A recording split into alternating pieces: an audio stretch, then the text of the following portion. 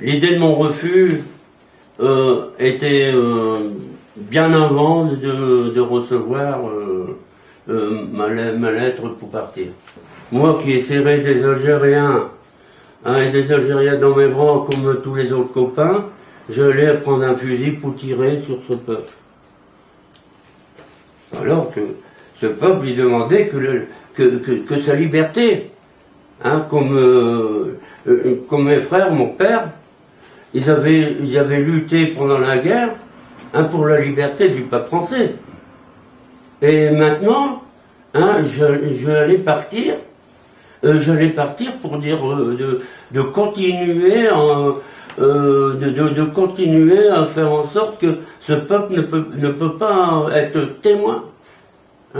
Être témoin, être complice. Être complice du colonialisme, etc. Pour que ce peuple qui nous a aidés, et puis des amis qu'on a serrés dans les bras, on va tirer dessus. C'était en fait de véritables patriotes par rapport à tout ce qu'on a dit. Ils ne refusaient pas de servir pour défendre leur pays, ce qui est quand même le rôle d'une armée et d'un État, mais ils ne voulaient pas participer à la guerre d'Algérie, qu'ils trouvaient vraiment criminelle à leurs yeux, parce qu'il y avait le massacre des enfants, et puis c'était une cause à leurs yeux injuste. J'ai connu personnellement tous les jeunes qui ont refusé de faire la guerre en Algérie, j'ai connu leurs familles, et nous avions là aussi un véritable pont aérien en mettant à leur disposition des avocats. Celui qui a payé le plus lourd tribut à ce combat, c'est Alban Liechti, qui a d'ailleurs été le premier à manifester publiquement son refus de la guerre en écrivant au président de la République et en disant publiquement qu'il ne voulait pas faire cette guerre. Il a été condamné 2 fois à 2 ans de prison. Il a donc connu 4 ans la prison. Je suis parti faire mes classes là-bas, tout directement en Algérie, et j'ai rencontré à Tellerman un copain, Paul Lefebvre, du Pas-de-Calais, qui malheureusement est décédé maintenant.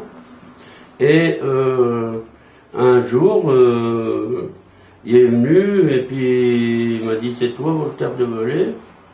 Et j'ai dit oui. Il a dit oui. Il m'a dit, alors il se présentait, plutôt du Pas-de-Calais. Il dit: je te préviens, fais attention à toi. Tu es considéré comme un gars dangereux. Je dis: non, pourquoi? Il dit: il y a un lieutenant qui s'appelle P.O. qui voudrait te rencontrer, mais bon, c'est là, mais il faut faire attention pour pas te faire voir. Et je l'ai rencontré, et bon, il m'a dit tout ce que j'avais sur le pétigré. Le pétigré. Vous avez été suspecté de désertion. Oui, vous étiez revenu en permission, et vous avez écrit votre lettre pour dire on ne retournera pas. Voilà. Alors, à partir de là, vous avez été suspecté de désertion, et c'est à ce titre qu'on est venu vous cueillir, je ne sais pas où on t'a accueilli, chez toi ou à Lille. Alors là, j'ai écrit au président de la République, j'ai dit que je refusais de combattre en Algérie. Par contre, je ne refusais pas de faire mon service militaire et que je serais toujours là pour défendre ma patrie, mon pays. Cette lettre, elle n'est pas restée comme ça méconnue de l'opinion. Elle a été diffusée notamment par la presse de gauche, notamment Liberté et l'Humanité. Et à partir de là, on a commencé à parler de la situation difficile qui leur était faite, des vexations, les brimades, le vécu à Tinfouchi, etc. Et c'est autour de la campagne, il y a un numéro de la Défense qui évoque justement cette vie des jeunes soldats du contingent détenus à Tinfouchi. Donc on n'est pas resté silencieux sur toutes ces questions. Et notre objectif, c'était d'en informer parce qu'il y avait le mur du silence. C'est toujours la réaction qui s'installe face à des situations difficiles comme celle-là. Celle-là, les filles de martyrs de la résistance, il y a le mur du silence qui s'installe. Sur les tortures d'Algérie, le mur du silence s'installe. Et il faut briser le mur du silence. Si tu veux faire en sorte qu'ils aient au moins le témoignage d'une activité déployés pour leur libération ou pour une forme de solidarité qui s'exprime partout par des lettres, des courriers, des articles dans la presse, des manifestations dans les rues. Nous, on a défilé dans les rues de Rennes avec Fernand Dussard, etc.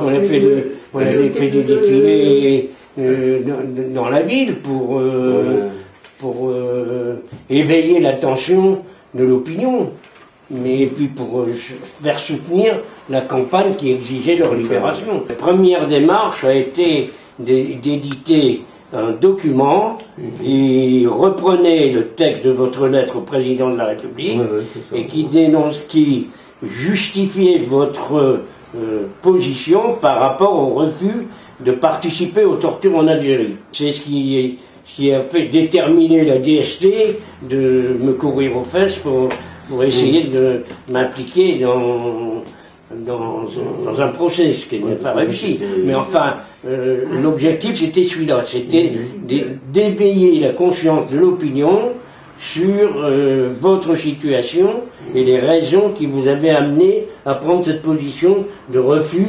de faire la guerre en Algérie. La solidarité, ce ne sont pas des mots, ce sont des actes. C'est-à-dire que nous n'avons pas apporté un soutien moral, mais nous avons été dans l'activité.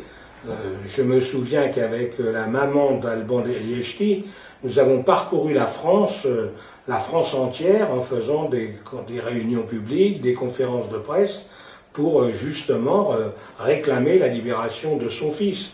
Elle avait un grand courage, Josette Liechti, pour un grand courage physique et moral, pour aller comme ça de département à département pour faire. Et avec tous les autres familles, nous avons organisé des manifestations, nous avons organisé des pétitions, et il y a eu aussi la solidarité matérielle, c'est-à-dire de leur faire parvenir, malgré toutes les difficultés, lorsqu'ils étaient emprisonnés, des colis de la solidarité sous différentes formes, et les avocats à leur disposition. Tous les avocats qui ont défendu les jeunes soldats qui refusaient de faire la guerre en Algérie étaient des avocats du collège juridique du Secours populaire français. Il faut qu'on comprenne que c'était très difficile ce combat. Nous étions dans une minorité dans l'opinion publique. Je me souviens d'une anecdote. J'allais prendre la parole dans une entreprise Râteau, je me souviens, à La Courneuve. Je suis monté sur une chaise et j'ai harangué les femmes qui étaient là, en leur disant qu'il fallait qu'ils nous donnent des sous pour payer le voyage des avocats en Algérie.